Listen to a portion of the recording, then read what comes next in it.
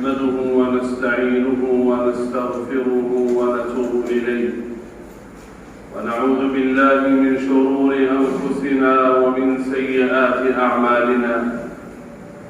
من يهده الله فلا مضل له ومن يضلل فلا هادي له، وأشهد أن لا إله إلا الله وحده لا شريك له، وأشهد أن محمدًا عبده ورسوله وصفيه وخليله، بلغ الرسالة وأدى الأمانة ونصح الأمة وكشف الله به الغمة، وجاهد في الله حق جهاده، فجزاه الله خير ما جزى نبيا عن أمته، صلوات ربي وسلامه عليه دائما أبدا إلى يوم الدين. عباد الله، أوصيكم ونفسي بتقوى الله عز وجل، فقد فاز المتقون. قال تعالى في كتابه الكريم بعد أعوذ بالله من الشيطان الرجيم: بسم الله الرحمن الرحيم: يا أيها الذين آمنوا اتقوا الله حق تقاته ولا تموتن إلا وأنتم مسلمون. وقال تعالى: يا أيها الناس اتقوا ربكم الذي خلقكم من نفس واحدة وخلق منها زوجها وبث منهما رجالا كثيرا ونساء، واتقوا الله الذي تساءلون به والأرحام إن الله كان عليكم رقيبا. وقال تعالى: يا أيها الذين آمنوا اتقوا الله وقولوا قولا سديدا يصلح لكم أعمالكم ويغفر لكم ذنوبكم، ومن يطع الله ورسوله فقد فاز فوزا عظيما. أما بعد، جماعة رحمكم الله، ستي بخطيب سبل من مولاي خطبة من وصية كان كفادة دير يا سندير تنسروه جماعة وتدخل التقوى كفادة الله سبحانه وتعالى. أقرأت تقوى، وما معنى التقوى؟ التقوى هي الإيمان. تقوى أدلة إيمان، والإيمان هو التقوى. إيمان أدلة تقوى كفادة الله سبحانه وتعالى.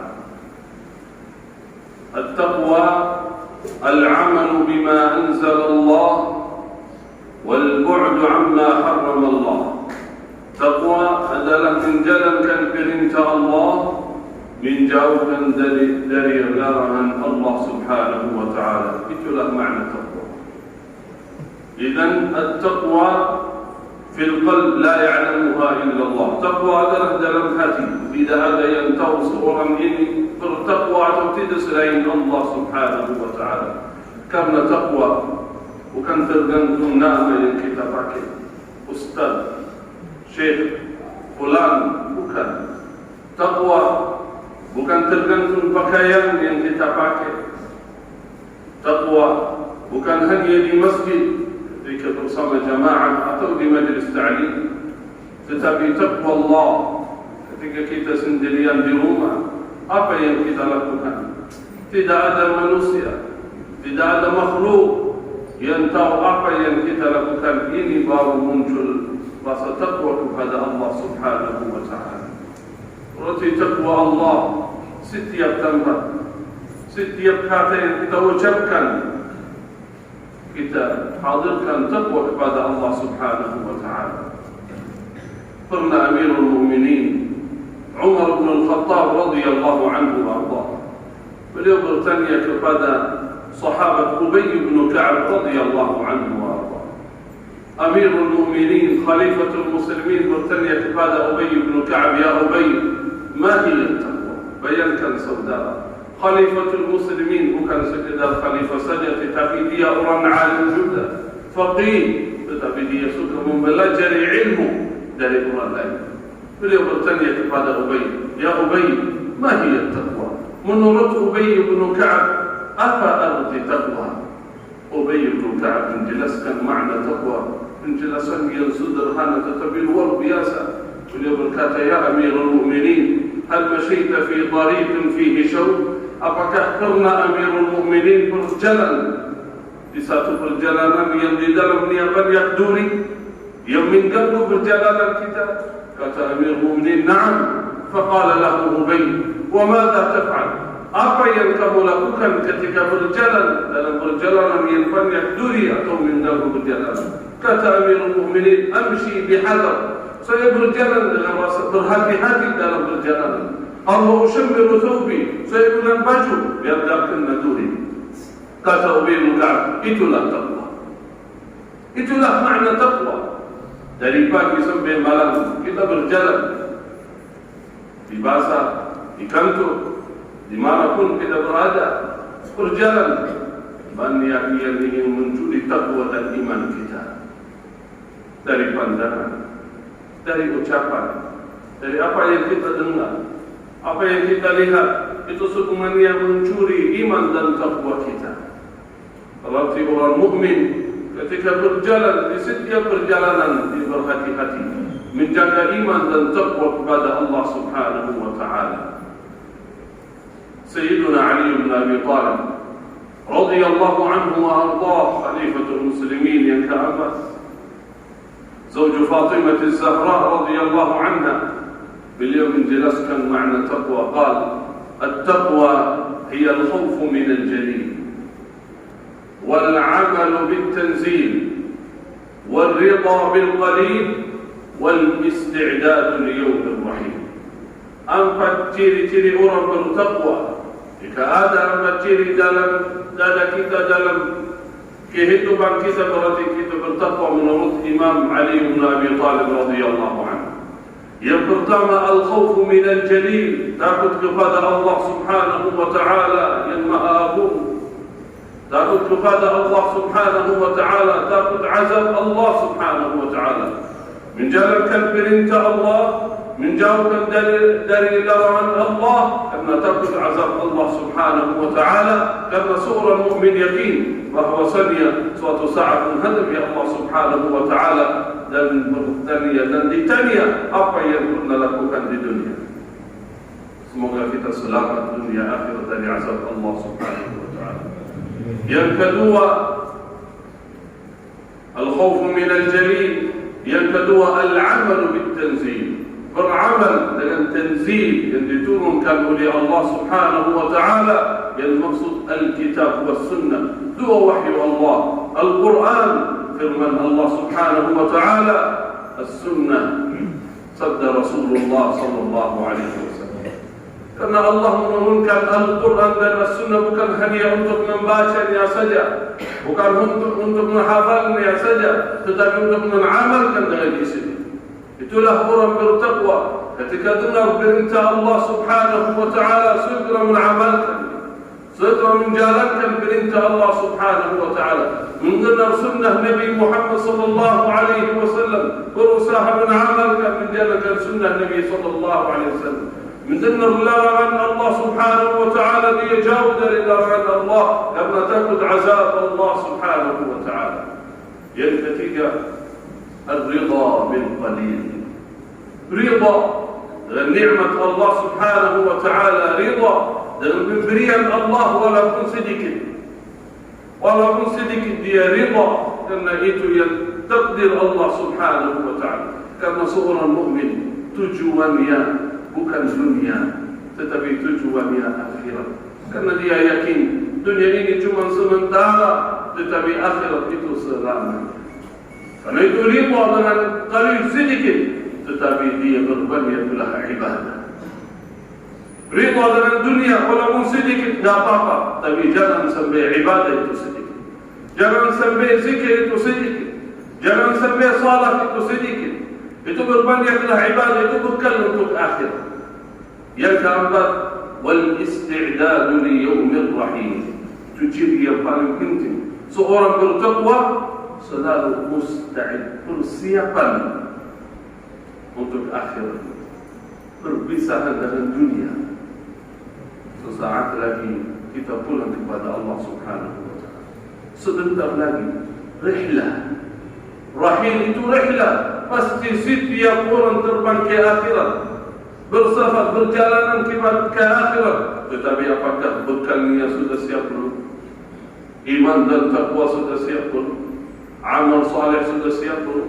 Kata seorang saleh, bayangkan saudara, qal law alimtu anna sa'ati ghadan ma zidtu fi 'amali walau qalila. Jika saya tahu saat meninggal saya besok, saya tidak menambah amal saleh. Kenapa? Karena sudah siap. Kapan saja malaikatul maut datang, saya sudah siap biiznillah ta'ala. Itulah ciri-ciri orang beriman, orang bertakwa. Setiap saat, setiap waktu dia siap menghadapkan kematian. Semoga tidak datang malaikatul maut kecuali dengan keadaan baik dan amal saleh. Tidak meninggalkan dunia kecuali dalam keadaan husnul khatimah. Amin ya rabbal alamin. Ibadallah, أوصيكم ونفسي بتقوى الله عز وجل فقد فاز المتقون. وقال تعالى إن أكرمكم عند الله أتقاكم. Sesungguhnya orang yang paling mulia di sisi Allah adalah orang bertakwa. أعوذ بالله من الشيطان الرجيم. بسم الله الرحمن الرحيم. والعصر إن الإنسان لفي خسر إلا الذين آمنوا وعملوا الصالحات وتواصوا بالحق وتواصوا بالصبر. بارك الله لي ولكم في القرآن العظيم ونفعني وإياكم بما فيه من الآيات والذكر الحكيم. أقول قولي هذا وأستغفر الله لي ولكم فاستغفروه إنه هو الغفور الرحيم.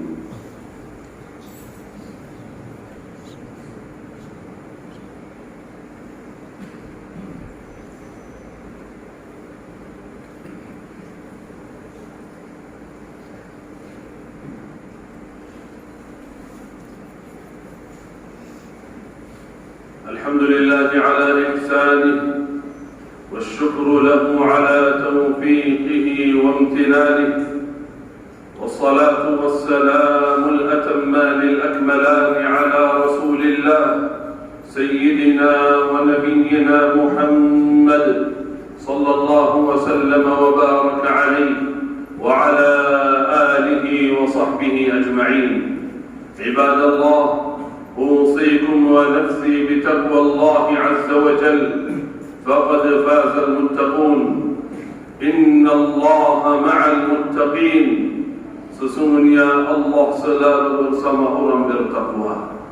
عباد الله، jamaah Jumat rahimakumullah, salah satu ciri orang bertakwa, Allah Subhanahu wa ta'ala berfirman dalam Al-Quran, وَمَنْ يُعَظِّمْ شَعَائِرَ اللَّهِ فَإِنَّهَا مِنْ تَقْوَى الْقُلُوبِ.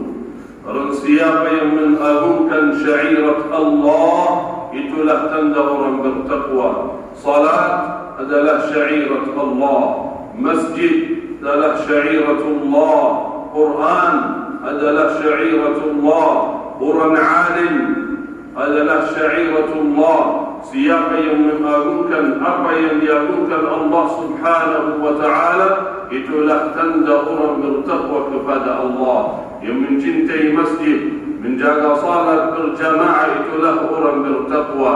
Yang mencintai ulama, menghormati ulama, itulah tanda orang bertakwa.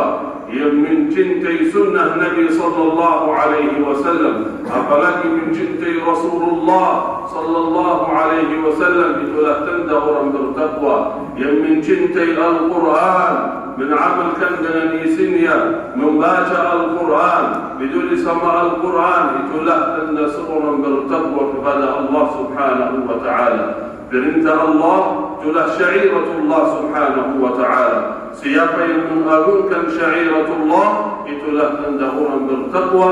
Semoga kita jadi orang bertakwa. Amin ya rabbal alamin.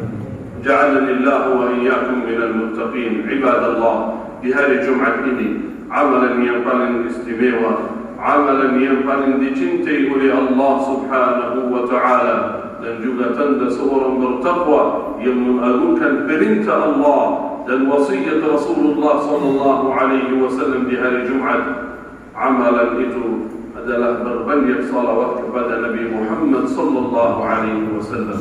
Qala Nabi sallallahu alaihi wasallam, "Inna min afdali ayyamikum yawm al-jum'ah fa akthiru alayya min as-salati fihi." Nabi sallallahu alaihi wasallam bersabda, sesungguhnya hari yang paling afdal, hari yang paling mulia, hari yang paling utama adalah hari Jumat, maka berbanyaklah salawat kepadaku. Itu wasiat dan pesan dari Rasulullah sallallahu alaihi wasallam. Orang bertakwa yang menerima wasiat Rasulullah sallallahu alaihi wasallam dan mengamalkannya. Artinya apa? Bukan hanya baca salawat saja khususnya di hari dan malam Jumat, tetapi berbanyaklah salawat. Allahumma salli wa sallim wa barik ala sayyidina wa nabiyyina Muhammad. Saudara, kalau bisa di hari Jumat ini dan malam Jumat, kita khususkan waktu untuk membaca salawat kepada Nabi Muhammad sallallahu alaihi wasallam. Apalagi ketika dalam perjalanan, pulang ke rumah, pulang ke kantor, menunggu asar, nanti habis asar, sampai maghrib, terus baca salawat. Jangan sambil lidah kita atau dua bibir tutup, tidak bergerak untuk membaca salawat.